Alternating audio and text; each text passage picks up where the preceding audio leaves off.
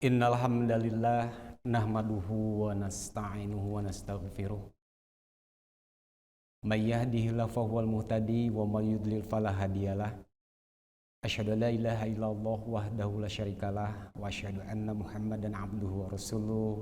Amma ba'du. Para pemirsa yang budiman, diijabahnya doa itu adalah harapan bagi semua hamba yang memohon kepada Allah Subhanahu wa Ta'ala. Ketika dia mengetuk pintu langit dengan menceritakan berbagai keluhan serta permasalahan yang sedang dihadapinya. Tapi kadangkala bagi seorang yang sedang berdoa itu ada sebuah harapan besar sebetulnya, bahkan jaminan dari Allah Subhanahu wa Ta'ala.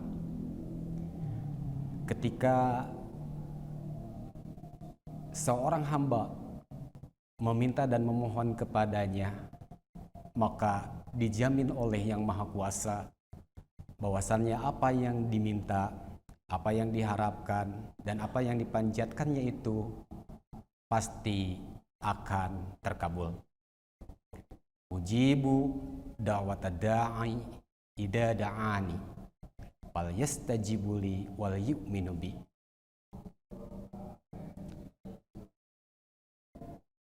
Namun kadangkala kita suka suudzon terhadap Allah Subhanahu wa Ta'ala. Bahkan kita juga sering merasa tidak percaya diri ketika kita memanjatkan permohonan tersebut kepada zat yang sudah yakin dan benar-benar akan mengkabulkan setiap permohonan kepadanya.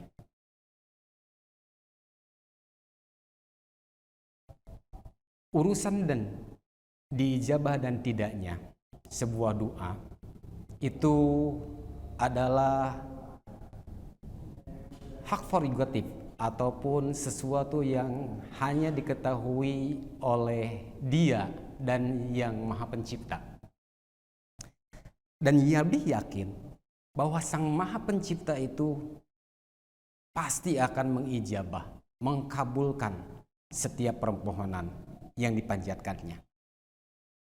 Jikapun Allah Subhanahu wa Ta'ala pada saat itu memberikan atau mengkabulkan permohonannya itu baik secara langsung atau oleh Allah Subhanahu wa Ta'ala digantikan dengan sesuatu yang lebih baik atau sesuatu yang bisa menghindarkan dari orang tersebut atas permintaannya, atau apa yang dimintakan oleh seseorang itu nanti oleh Allah Subhanahu wa Ta'ala disimpan, ditangguhkan untuk saat-saat yang tertentu hingga menjadi pundi-pundi kebaikan yang bisa diambil kelak di yaumul akhir. Para pemirsa yang budiman, kita tidak bisa menerka, kita tidak bisa menyangka, dan kita tidak bisa memvonis baik diri kita sendiri ataupun orang lain bahwasannya doa itu sudah termakbul atau sudah terkabul, terijabah oleh Allah Subhanahu wa Ta'ala. Karena hal itu memang hanya diketahuinya dan bisa dirasakannya oleh Dia dan Sang Maha Pencipta. Tapi ada beberapa kriteria doa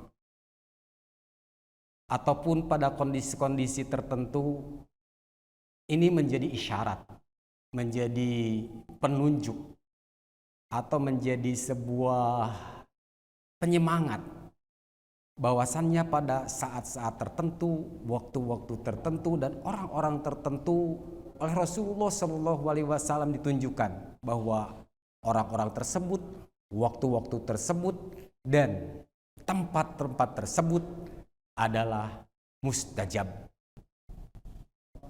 Doanya itu sangat dekat dengan Allah Subhanahu wa taala, didengar langsung oleh Allah Subhanahu wa taala. Sebagai contoh, kriteria di antara akan terijabahnya sebuah doa oleh Allah Subhanahu wa taala. Di antaranya salasun lan turodu anhum.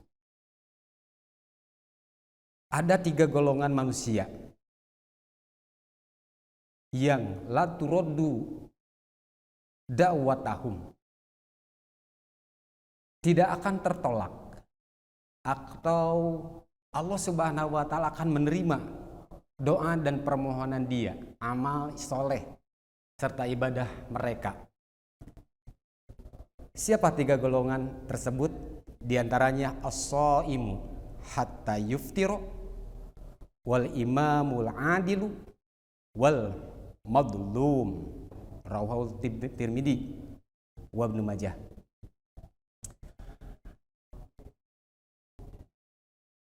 Satu hal yang menarik yaitu tentang kita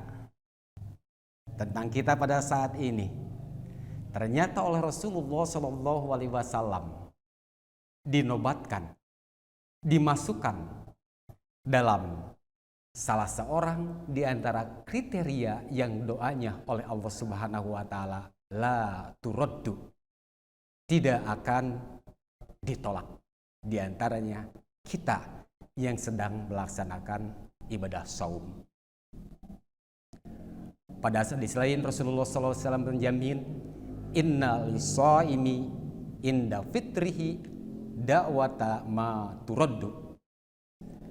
Sesungguhnya bagi orang yang sedang melaksanakan saum, doa, permohonan mereka itu la turaddu, tidak akan tertolak. Itu adalah jaminan dari Rasulullah Shallallahu Alaihi Wasallam. Pertanyaannya, ada apa sebenarnya dengan orang yang sedang melaksanakan ibadah saum sehingga Rasulullah Shallallahu Alaihi Wasallam menobatkan, menggolongkan doa dan permohonan mereka itu kepada golongan doa yang la turaddu, tidak akan tertolak. Hal ini tentu sudah menjadi janji Allah Subhanahu wa taala. Janji Allah Subhanahu wa taala bahwasannya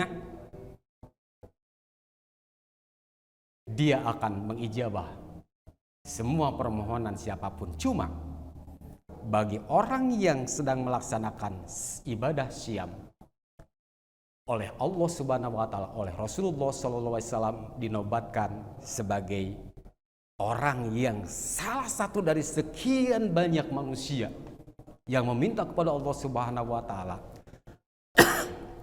permohonan dia itu tidak akan tertolak. Hal ini sangat sinergis sekali, sangat saling mendukung. Yang pertama tentang keadaan dia, kemudian hal-hal yang dia kerjakan ketika melaksanakan ibadah saum itu adalah sesuatu yang bisa membangkitkan kepada kebaikan, dan dengan kebaikan itu setiap amal soleh itu dapat terangkat. Kenapa? Bagi orang yang saum itu ada jaminan dari Rasulullah SAW, doa mereka itu tidak akan tertolak. Yang pertama, karena dia masih dalam keadaan suci. Setiap gerak-gerik serta perbuatan ketika dia beribadah, melaksanakan ibadah saum, semua aktivitas dan kegiatannya itu sudah dicatat oleh Allah Subhanahu wa taala, dan juga dia itu masih suci dari yang namanya dosa yang diakibatkan dari akibat dari makanan dan minuman yang dia konsumsi. Karena salah satu di antara penyebab doa itu tidak terijabah atau tidak didengar oleh Allah Subhanahu wa taala, salah satu penghalangnya itu adalah karena sesuatu yang disebabkan makanan dan minuman. Dalam sebuah riwayat disebutkan bahwasannya kana rajulun ala ahdi Rasulullah sallallahu alaihi wasallam tulus safar al as'asa al ghabara. Adalah seorang laki-laki di zaman Rasulullah sallallahu alaihi wasallam yang keadaannya tulus safar, dia itu selalu berkelana, selalu melakukan perjalanan jauh dan senantiasa berpindah dari satu tempat ke tempat yang lain dengan harapan bisa mengubah dirinya itu lebih baik. Tapi al-as'as keadaannya itu baluwuk, caludih mun di orang makulehe disebutnya. Al-ghobaro pakaiannya pun compang-camping, tidak terurus.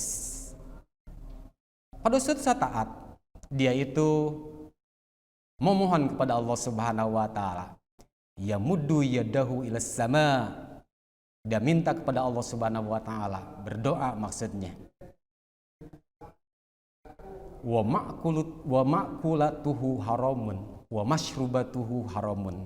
Tapi sayang seribu kali sayang, apa yang menjadi kriteria-kriteria dia untuk dijabah doa itu sebetulnya sudah ada. Dia sedang safar, dia itu termasuk orang yang membutuhkan, kemudian orang yang lelah karena berusaha terus. Dia betul juga memohon kepada Allah Subhanahu wa taala. Cuma itu, ada satu yang menghalangi dia ketika dia memohon kepada Allah Subhanahu wa taala. Wa ma'kulatuhu haramun wa masyrubatuhu haramun. Maka kata Rasulullah sallallahu alaihi wasallam, anna yustajabu dalika. Bagaimana mungkin orang seperti itu akan dijabah doanya oleh Allah Subhanahu wa taala? Secara fisik dia itu menunjukkan kriteria tanda-tanda orang yang mustajab doanya. Tapi secara batiniah ada sesuatu yang menghalangi dia. Ketika melakukan doanya itu kenapa tidak diijabah? Itu makanan dan minuman yang dia konsumsi, bahkan pakaian yang dia pakai, yang dia kenakan, itu ternyata ada kaitannya dengan sesuatu yang haram. Sehingga Nabi Rasulullah SAW bukannya membaguskan dia, tapi mengerek-ejek, mengolok-olok. Ana yustajabu dalika. Dengan ungkapan bagaimana mungkin orang yang seperti itu dijabah oleh Subhanahu wa taala. Bukan keadaannya, tapi minuman, makanan, dan pakaian yang dia kenakan itu berasal dari sesuatu yang haram. Nah, ikhwatu iman, para pemirsa yang budiman.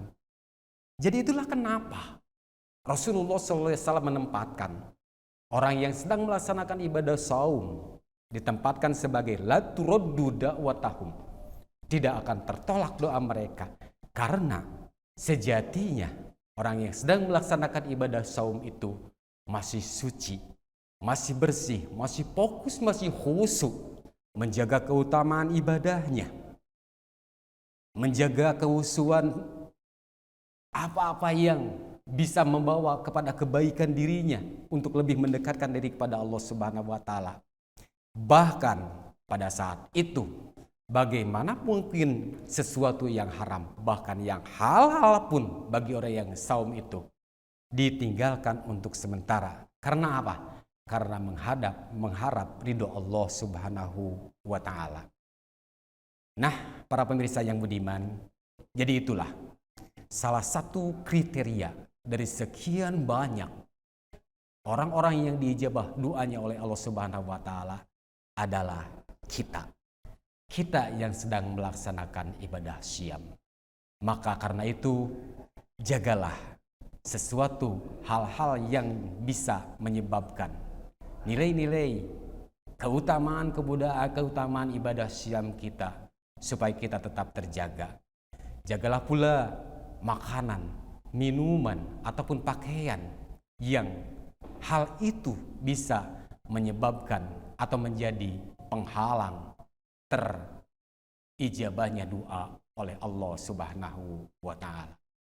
Mudah-mudahan Ramadan yang kita laksanakan kali ini, Ramadan yang kita jalani pada waktu ini menjadi kafarah, menjadi sebuah penebus atau penutup di antara dosa-dosa dan kesalahan kita, baik di antara manusia ataupun langsung dengan Allah Subhanahu wa taala.